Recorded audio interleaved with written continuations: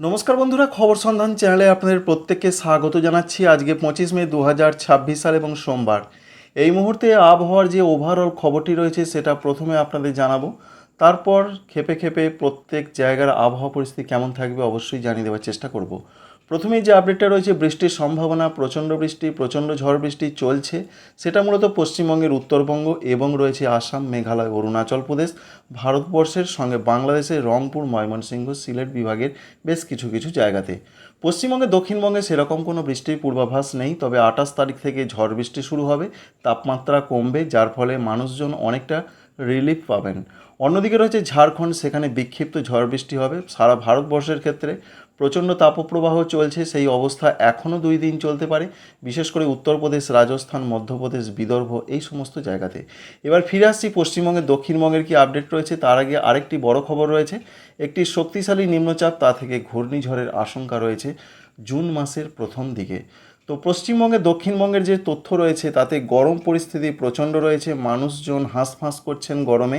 সেই অবস্থার অবশেষে উন্নতি হতে চলেছে, অর্থাৎ গরম কমতে চলেছে এবং তাপমাত্রা যে বেড়ে গেছে সেটা কমার জন্য অনেকটা উপকার হবে। অর্থাৎ আজকে যে খবরটা রয়েছে তাপমাত্রার ক্ষেত্রে, তার তাপমাত্রা প্রচণ্ডভাবে বৃদ্ধি পেয়েছে এবং অবস্থা এমনটা রয়েছে কলকাতা, হাওড়া, হুগলি, 24 পরগনা, পূর্ব মেদিনীপুর এদিকে 37 ডিগ্রির ঘরে তাপমাত্রা থাকবে। গরম পরিস্থিতি আজকেও বজায় থাকছে। অন্যদিকে রয়েছে বর্ধমান, এখানে 37 ডিগ্রি। এছাড়া বাঁকুড়া, পুরুলিয়া সেখানে 39 থেকে 40 থাকবে। ঝাড়খণ্ডের ক্ষেত্রে 40 থেকে 42 ডিগ্রি থাকবে। এই রয়েছে আবহাওয়ার পূর্বাভাস পশ্চিমবঙ্গের, দক্ষিণবঙ্গের জন্য। দক্ষিণবঙ্গে আজকে 25 তারিখ, আগামীকাল 26 তারিখ, এই দুটো দিন গরমটা চলবে। 27 তারিখ থেকে অবস্থার আস্তে আস্তে পরিবর্তন হবে। 28 তারিখ, 29 তারিখ, 30 তারিখ মে মাসে অনেকটা নয় 3 ডিগ্রি, কোথাও 4 ডিগ্রি তাপমাত্রা কমবে, যার ফলে অসহ্য গরমটা অনেক কমে যাবে।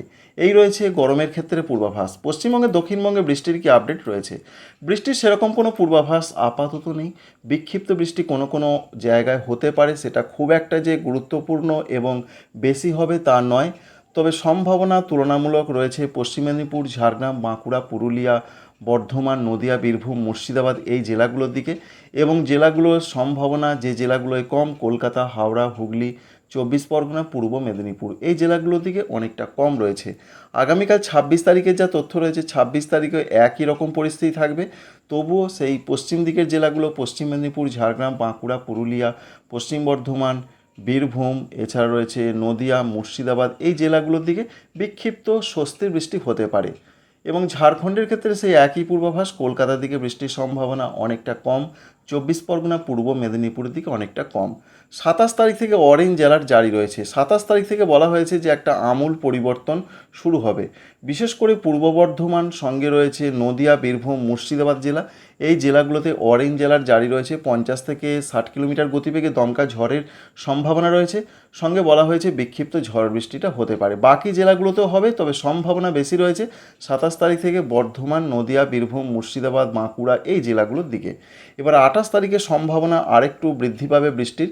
দেখতেই পাচ্ছেন অবস্থার যা পরিস্থিতি রয়েছে, তাতে বজ্র বিদ্যুৎ সহ দক্ষিণবঙ্গের প্রত্যেকটা জেলার দিকে কিন্তু অনেক জায়গাতেই ঝড় বৃষ্টি হবে। অর্থাৎ কলকাতা, হাওড়া, হুগলি, 24 পরগনা, মেদিনীপুর, ঝাড়গ্রাম, বাঁকুড়া, পুরুলিয়া, বর্ধমান, নদিয়া, বীরভূম, মুর্শিদাবাদ প্রত্যেকটা জেলার দিকেই ঝড় বৃষ্টি বাড়বে। 50 থেকে 60 কিলোমিটার গতিবেগে দমকা ঝড়ের সম্ভাবনা রয়েছে। অন্যদিকে দেখতে পাচ্ছি আমরা কলকাতার সঙ্গে রয়েছে হুগলি, এছাড়া রয়েছে অন্যান্য কিছু কিছু জায়গা, সেখানে বজ্রপাতের সম্ভাবনা তৈরি হতে পারে। এই রয়েছে বৃষ্টির ক্ষেত্রে আপডেট। তাই 28 তারিখে ঝড় বৃষ্টির পর তাপমাত্রা বেশ কিছুটা কমবে এবং যে পরিস্থিতি, প্রতিকূল অবস্থা তৈরি হয়েছে তার অনেকটা কিন্তু কমে যেতে পারে। এবং 29 তারিখেও ঝড় বৃষ্টির সম্ভাবনা রয়েছে পশ্চিমবঙ্গের, দক্ষিণবঙ্গের জেলাগুলোতে, তবে বিক্ষিপ্ত হবে। 28 তারিখে একটু বেশি হবে। 29 তারিখেও ঝড় বৃষ্টির সম্ভাবনা এবং 30 তারিখ পর্যন্ত এই পূর্বাভাস। 29 তারিখে বলা হয়েছে যে পূর্ব বর্ধমান, পশ্চিম বর্ধমান, এছাড়া রয়েছে নদিয়া, বীরভূম, মুর্শিদাবাদ, সঙ্গে রয়েছে অন্যান্য জায়গা যেমন রয়েছে বাঁকুড়া, পুরুলিয়া এই জেলাগুলোর দিকে সম্ভাবনা বেশি। যাই হোক, 27, 28, 29 এই 3 দিন সম্ভাবনা খুবই বেশি, এমনটাই তথ্য এখনও পর্যন্ত পাওয়া যাচ্ছে। সমস্ত কিছুই তো মেলে না এবং সমস্ত কিছু দেখাও যায় না।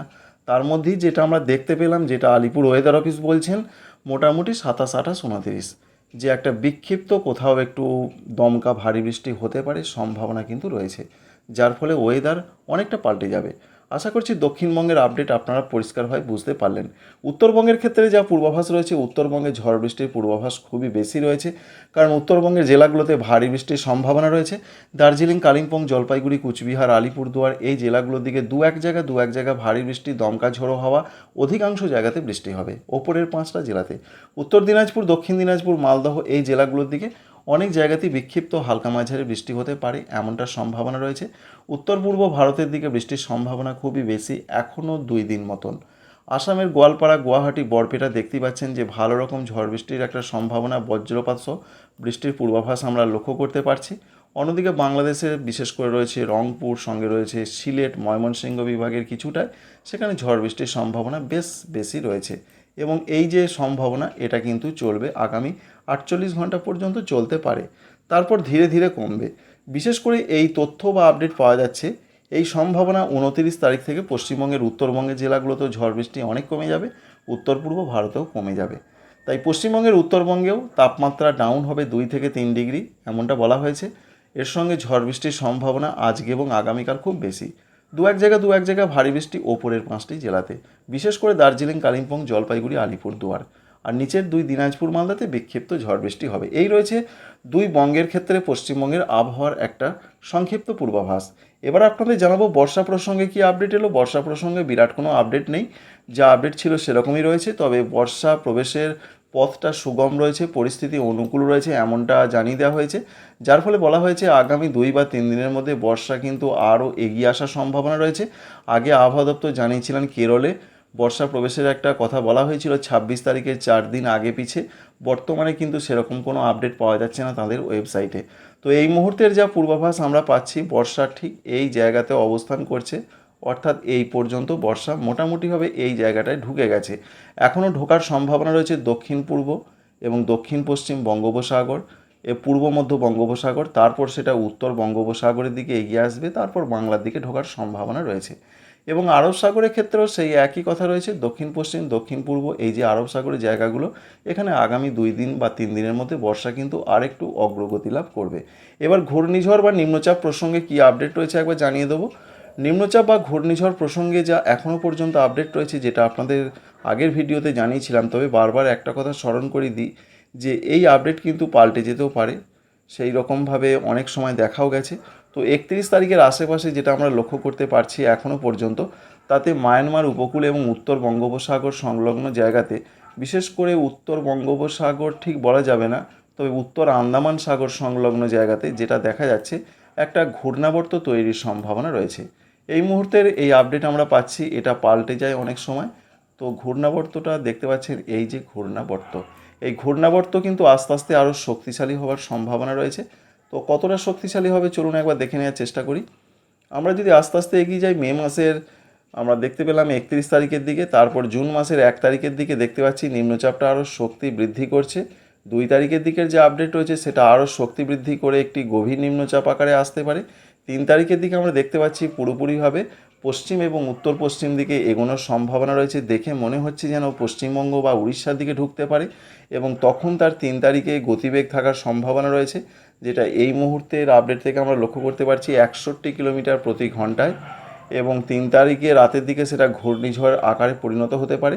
4 তারিখের দিকে দেখতে পাচ্ছি আমরা ঘূর্ণিঝড় প্রধানত দেখা যাচ্ছে কখনো পশ্চিমবঙ্গের দিকে, কখনো উড়িষ্যার দিকে, সেই দিকে এগোচ্ছে। তবে 5 তারিখের দিকের যে আপডেট আমরা পাচ্ছি, ঘূর্ণিঝড় কিন্তু পরবর্তী ক্ষেত্রে একটু গতিপথের পরিবর্তন আসতে পারে, যার ফলে একটু উত্তর পূর্ব দিকে বেঁকে যেতে পারে, যার ফলে সেটা বাংলাদেশের দিকে ঢুকতে পারে।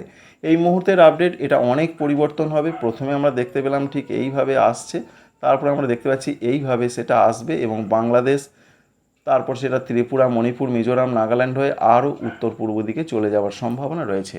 সুতরাং ব্যাপক একটা দুর্যোগের আশঙ্কা কিন্তু রয়েছে, তবে এখনই কনফার্ম হওয়ার কোনো জায়গা নেই। তো আমরা 5 তারিখে দেখতে পাচ্ছি ঘূর্ণিঝড় আছড়ে পড়বে বাংলাদেশের বরিশাল এবং চট্টগ্রাম সংলগ্ন জায়গার দিকে, এমনটা তথ্য পাওয়া যাচ্ছে। 6 তারিখের দিকে যা পূর্বাভাস, সেটা বাংলাদেশের বরিশাল, চট্টগ্রাম হয়ে আর ঢাকা বিভাগ এবং কিছুটা ত্রিপুরা হয়ে আস্তে আস্তে আরও পূর্ব এবং উত্তর পূর্ব দিকে সরে যাবে।